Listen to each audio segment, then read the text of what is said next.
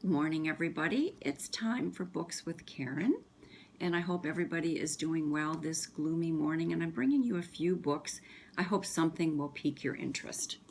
The first one, it's not a mystery, but it's on my personal bookshelf, and I thought, what the heck? This was actually a very engaging book, and I really enjoyed it. It's called Beautiful Music by Michael Zadorian, and it was our community reads last summer, and everybody quite enjoyed this book.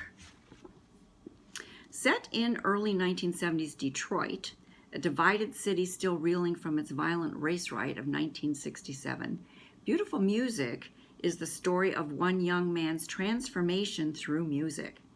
Danny Zemsky is a husky, pop, radio-loving loner balancing a dysfunctional home life with the sudden harsh realities of freshman year at a high school marked by racial turbulence. I didn't grow up in this area, so I wasn't sure that I was going to really like this book, but it was quite engaging, and I recognized, all the references and all of the music. I think that the character drives the story, and he's quite funny, and he makes you chuckle as you're reading the book. So I do highly recommend this book, which is not a mystery, but sometimes we need something other than a mystery. Moving on to a mystery, although this is a very light mystery, so I've gone from, just a nice read to a very light mystery to a true mystery, which would be my last one.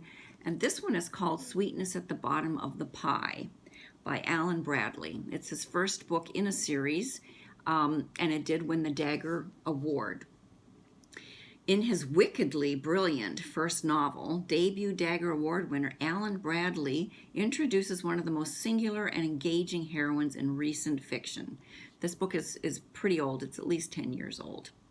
11-year-old Flavia DeLuce, an inspiring chemist with a passion for poison.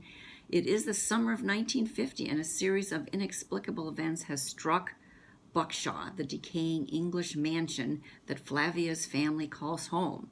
So the background is England, and again, you guys know that I like a background that is a little different than ours.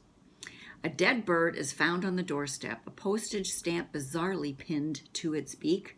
Hours later, Flavia finds a man lying in the cucumber patch and watches him as he takes his dying breath. For Flavia, who is both appalled and delighted, life begins in earnest when murder comes to Buckshaw. She says, "I wish I could say I was afraid, but I wasn't. Quite the contrary. This was by far the most interesting thing that had ever happened to me in my entire life." So that's a little quote from Flavia, and you can tell that she's going to be a precocious character.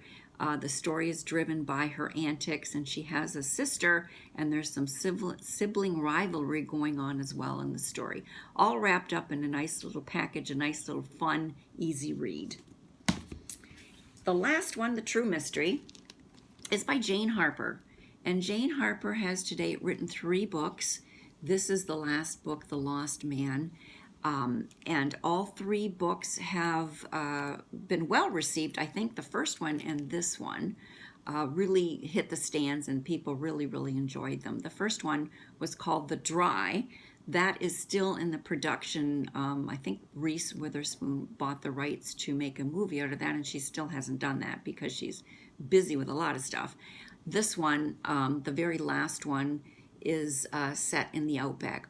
All 3 books are standalone, so they're not a series, and all 3 books have like different types of characters, and the backgrounds are all very, very different. Brothers Nathan and Bub Bright meet for the first time in months at the remote fence line separating their cattle ranches in the lonely Outback. Their third brother, Cameron, lies dead at their feet. In an isolated belt of Queensland, Australia, their homes a 3-hour drive apart, and the brothers were one another's nearest neighbors.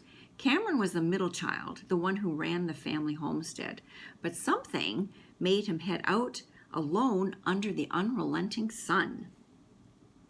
While they grieve Cameron's loss, suspicion starts to take hold, and Nathan is forced to examine secrets the family would rather leave alone and in the past, because if someone forced Cameron to his death, the isolation of the outback leaves few suspects.